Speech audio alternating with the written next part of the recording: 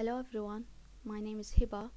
I will talk to you today about our research titled by Preparation of Eco-Friendly Adsorbents for Removal of Boron from Aqueous Solutions. First, I want to thank IOSENS International Conference for having me here. Thank you so much.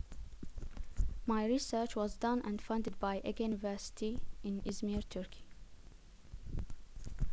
You know that clear water sources increasingly diminished around us for different reasons. Water pollution, climate change, population increasing, etc.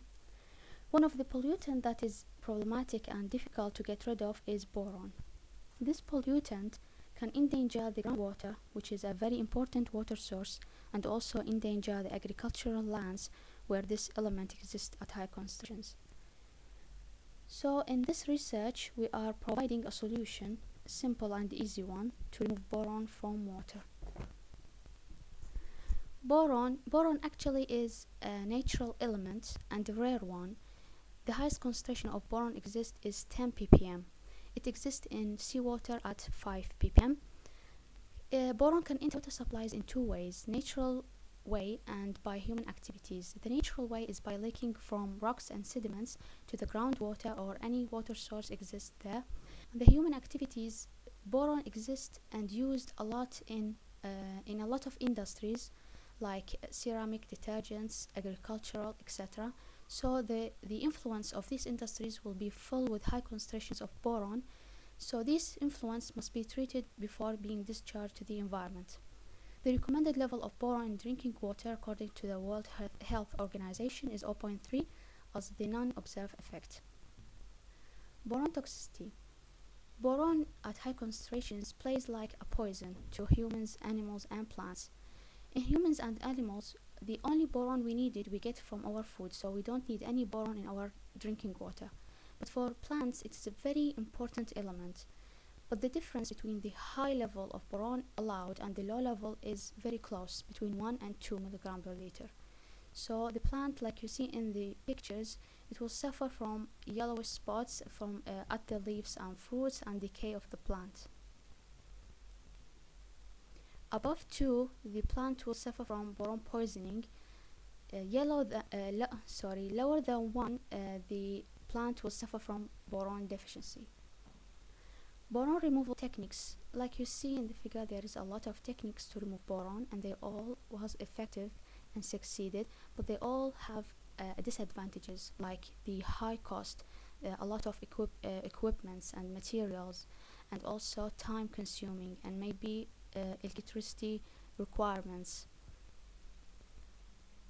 Among these methods, adsorption found to be superior because of its ease of design, operational simplicity, good efficiency, and using low cost and environmental friendly adsorbents.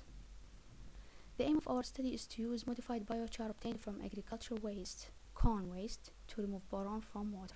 Boron mechanism, like you see, this is from population 2013 investigated removal with alumina. You can see the bending modes of boron, what anions, both, and how boron take the place of the functional groups on the surface of the adsorbent. So they found in this investigation that the distribution of boron species and the type and the number of other active sites affect the boron removal. Biochar. We are using biochar as an adsorbent. Biochar prepared from agricultural waste, especially corn waste. So instead of using normal carbon, which is very expensive, we are using different kind of carbon, cheap and available. And this may help the environment and the environmental sustainability, because we are getting rid of a lot of wastes. These also are a number of feedstocks that can be used to prepare biochar. Biochar advantages. There is a lot of advantages for biochar to be used as an adsorbent because of its rich carbon content, high cation exchange capacity, large surface area, and stable structure. Biochar is used in a lot of applications besides water treatment, like soil remediation, especially, and carbon sequestration. These are the most important two besides water treatment. The preparation methods. Biochar is prepared by 3 basic processes: pyrolysis and gasification and hydrothermal carbonization. Every process works at different temperature range. The pyrolysis between 300 and 900, the gasification above 700, the hydrothermal carbonization below 250. The preparation conditions like temperature, heating rate, residence time, air condition, they all affect the physicochemical properties of biochar. In this research, we are using slow pyrolysis.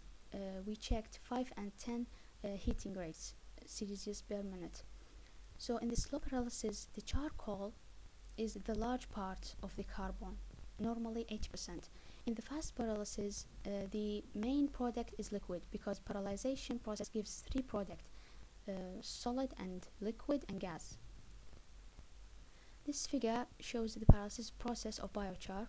You can see the biomass contain 100% carbon, and this 100% will be divided into 50% as a biofuel, and we get only 50% carbon in the biochar. And then we can use in a lot of applications.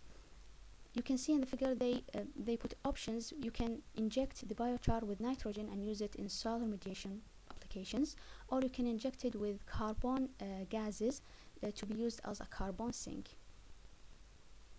Modification of biochar. There is different types of modifications for biochar.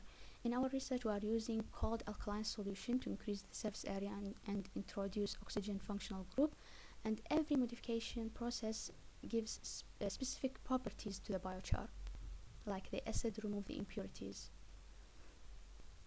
The experimental work.